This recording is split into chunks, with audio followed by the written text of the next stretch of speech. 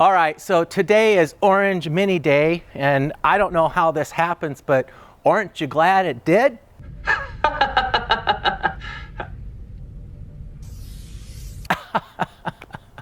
Anyway, I don't know how this happens, but we seem to get light colored minis. We've done Blue Mini Day where we had nothing but blue minis, and that was fun. Then we had White Mini Day where we had nothing but white minis, and that was fun. It was a white mini pickup truck, a white mini Moke, a white Cooper S.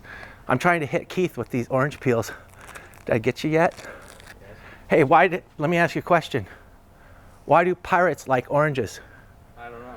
Because of the vitamin C. I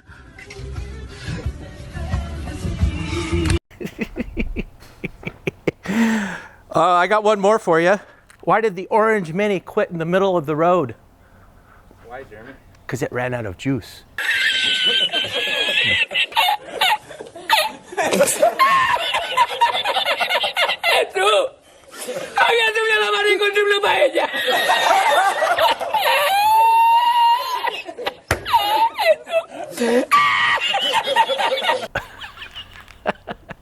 All right, enough joke and tomfoolery, right? All right, I got him. So come here, let me show you some of these Orange Minis and what we're doing. This is my personal Orange Mini Roadster. It's delicious. I had a lot of fun building this car, but I've had it for 25 years. I think I'm probably going to sell it. I own way too many Minis. I think, yeah, this might sting a little, but I'm probably going to promote this one for sale here this spring, this summer. So if you're interested in the orange turbocharged Roadster Mini, we'll do a really cool video on this car all by itself, but that's pretty cool. This belongs to our friend Alex down in LA, and he owns a taco stand, burrito hut, and he must sell a lot of tacos and burritos because he loves this car, and he just threw the kitchen sink at it. We did some really cool black 3-piece specialist component wheels, Group 2 flares, and now it's getting a turbo kit plus a whole lot more. So we're having a lot of fun with this Orange Mini. Over here is our friend Dustin from Riverside, and his good buddy Chino brought it up to us, and he installed all by himself without our help an electronic fuel injection turbo jet motors kit that is on the website. You can do it too. He got it all the way as close as he could, got it to the point where he said, you know what, guys, I just need your help fine-tuning it. And that's what we did today. We'll splice in the ride-along in this car with me and Ryan, where he had the laptop and we were adjusting everything and getting it totally dialed. All right, Ryan, so this is our friend Dustin's car down in Riverside, California. His buddy Chino brought it all the way up from Riverside. He installed the turbo kit with the electronic fuel injection and the throttle body, and he got it really close, and he said, could you guys help me fine-tune this thing? And we were like, absolutely. So Ryan, tell me what you just told me about the idle, because it's idling so nice right now. How'd you do that?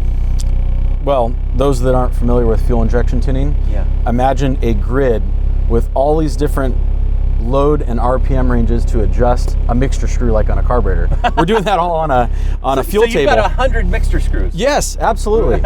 So this has taken a lot of years, and there's a lot of technique to doing what we're doing here on the laptop, but we're getting it dialed in, and I think we're just going to do kind of a final test drive and see if we're there. Tell me what you think when we're rolling. What are you monitoring right now? What I'm driving, what are you looking at? So we're looking at a couple of different things. We're looking at the air-fuel ratio. We're looking at a VE or fuel table, which is delivering the fuel to the fuel injectors. And then we've got a bunch of parameters over here like voltage, temperature, RPM, and essentially what we're really doing with this tune is getting the air to fuel ratio just right in all the different RPM and load ranges. I gotta tell you, from the way I drove it yesterday to the way I'm feeling it right now, you're a magician. A whole nother car, right? It's unbelievable. This is crazy. And we've sort of come up with a formula with these things by tuning them and tuning them and tuning them. And so we get better at it all the time. And we can save that map and share it with our customers. We can, yes. Okay. and everything's just a little different. So Yeah. when we share one of these maps, it's a good starting point, Jeremy. It may require that customer to find some help from a professional local tuner, which Yeah. they're all over the place. All you Yeah. got to do is look for a tuning shop, call them up, say, do you guys do laptop tuning? And chances are, if they're experienced, they can handle it. But we can also have them ship the car to us, and sometimes that's easier. You know, you mentioned something to me this morning on this car, for example. We got it all running and ready to go for a test drive, and I jumped in and there was no clutch. Yeah. And I looked at Chino and said, "We've got no clutch. We can't drive this car." And he's like, "What? How did that happen?" I said, "I don't know. Let's figure it out." Well, because we're a Mini Cooper shop, we had the master cylinder in stock. Yep. We had the clutch slave cylinder in stock. We had the clutch hose in stock. And we had to replace all those things because we tried one at a time and it didn't work. We replaced the master cylinder and we bled it. It didn't work. We replaced the slave cylinder, bled it, and it finally worked. So we had to replace all those bits. Now, you said, imagine that somebody paid you to go to Riverside, California to tune the thing, and you're at their place, and you got no clutch, and you just bought a plane ticket, and you tried to bleed it, parts are weak out, we're stuck. You got no parts. I mean, so the key here is what I'm trying to describe is that we're a full service classic Mini Cooper shop. We have everything in stock. So when weird things rear their ugly head, we can tackle that right there, then and there, that moment, and go for a drive and tune like we're doing right now. So we're able to get Chino back on the road today and go back home. Yeah. So that's just an example of why you might want to ship your car to us. All right, that turbo.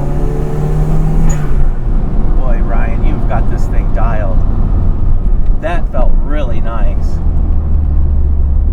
Now what are you looking at? So we usually target about 11.5 to 1 on the air-fuel mixture. Okay, I'm seeing 10.5 right now. If we see it go maybe above 12 under full boost, we'll add a little bit of fuel. Do you want me to step on it or just cruise? Yeah, go ahead and step on it. Okay. Let's just... Oh, 12? Yeah.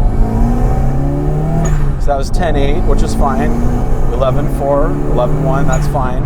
I saw it go to 12. 12 right at the very top at lifting. So under cruise, we have found that these classic minis don't play by the traditional, let's go for stoichiometric 14.7 to 1.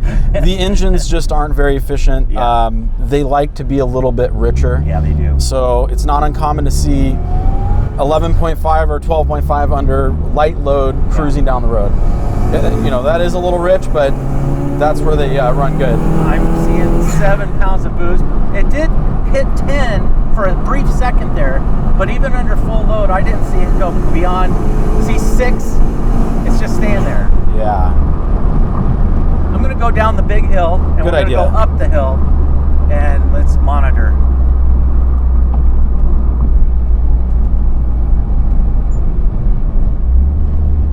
Boy, I sure would like the steering wheel a little closer to me. I'm going to see if I've got a spacer. Look at this. My arms are... I am stretched out. And the shifter, he needs an extension. Look at this. This is ridiculous.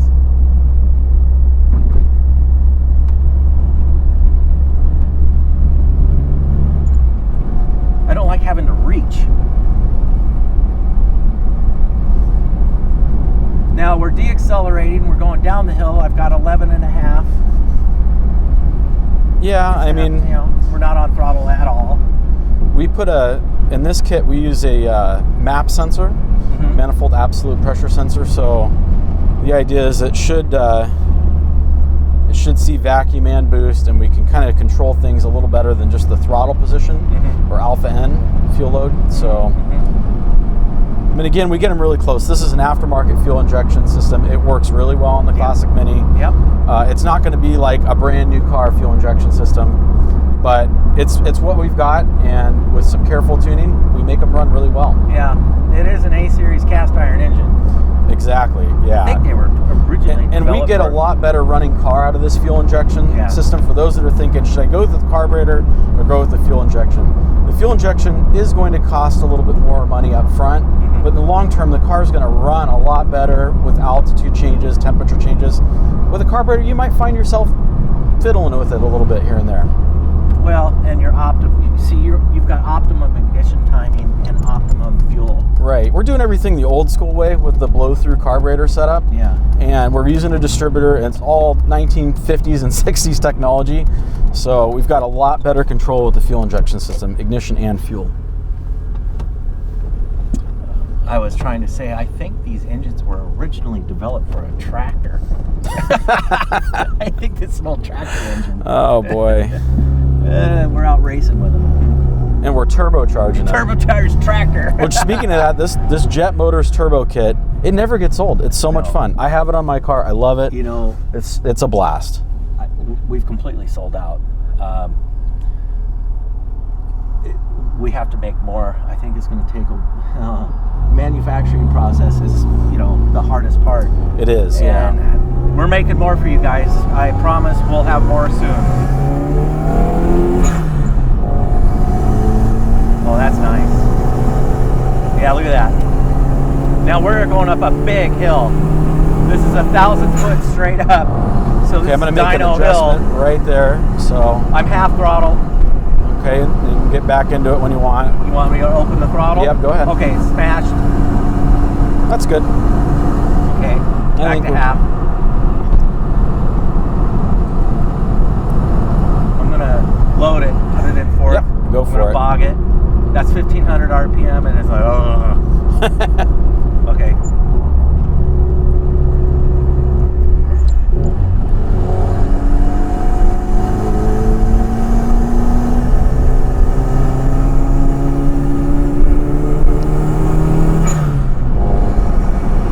That turbo comes on right away. That's nice. It does. I love the sound.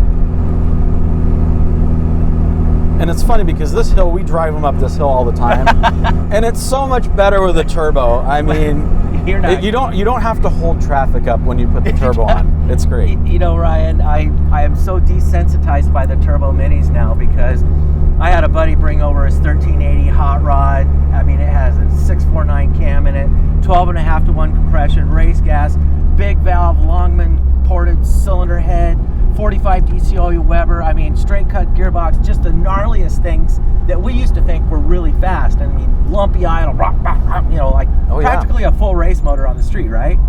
And I went and drove that thing, and I'm like, I used to think this was fast. You know, one of my first rides or my first mini experience was with you in your Moke, and it had an engine just like you described. It sure did. And it was exhilarating. Yeah. And now I think back, and I'm like, these turbos are even better. You know, my good buddy Mike Kearney from 7 Enterprises down there in California, the Fortec Mini, fastest Mini in the world to me, and 7 national championships. I mean, anyway, he and his son put a turbo on his buddy's Mini, and he called me and said, Jeremy, that turbo kit is fabulous. You guys you really knocked it out of the park. And he said, I hate to say it, but that thing's faster than one of my full-blown race motors. I'm like, you gotta be kidding me. It's like, I mean, it is. I mean, this turbo is making 140 horsepower. I mean, we're lucky to get 120 in a $25,000 race engine. And I think a lot of people also ask, well, is that turbo going to damage the motor? Is going to blow it up? And I mean, we got a lot of these things running around, and they're holding up. I mean, we did destroy Paul's motor. Correct. Yeah. We had 20 pounds of boost, and we squished the ringland in it, and we knew not to do that, but we wanted to see what would happen. And well, we were making well over 200 horsepower, and it did damage the piston. But that was the only thing that's ever happened. But we were being ridiculous with the boost. This at 6 pounds of boost, if you drive it without, you know, driving it like a maniac, I mean, it really should last you a long time. I mean, yeah, it's like anything else. You can break it. Sure. If you want to be hard on it, you could break it. Yeah, give it to Whistling Diesel or somebody like that. They will break it. Oh man, that's what he does for a living, is break stuff. Okay, dude, Jeremy, you've got this thing dialed. Yeah, I am so impressed. It's a team effort. That's why it's a good idea to bring a car here if you're struggling with it. Somebody's out there watching this video and they go, I just can't figure this out. Yeah. Get it shipped to us, bring it to us. Spend the money. We'll figure it out. Yeah, this right here, I mean, I couldn't do this. I don't know what you're doing. Yeah. That looks like Greek. And it's all the other things too. Are those Greek letters? All right, Jeremy. All right, pal. Thanks, man. Okay. That was a lot of fun. And then here we have our friend Kevin. And Kevin he just got this car from Texas. And he said, Jeremy, I want you guys to do all that really cool stuff that you do. Let's do a cafe racer theme. So I'm going to put some rose petal wheels on it, suspension kit, intake kit, cooling system kit, ignition kit. We'll get this thing dialed and really looking cool. And that'll be another really fun car. But isn't this awesome? I even wore my orange shirt for you guys today. So this is pretty cool. I don't know how this happens. It's crazy. Orange Mini Day. We'll have to wait until we have all red Mini Day, all white Mini Day, all blue Mini Day. Maybe we'll just do an M&M Mini Day. M and M, Mini and Mini. I don't know. I hope you guys enjoyed the orange minis. We'll see you on the next one.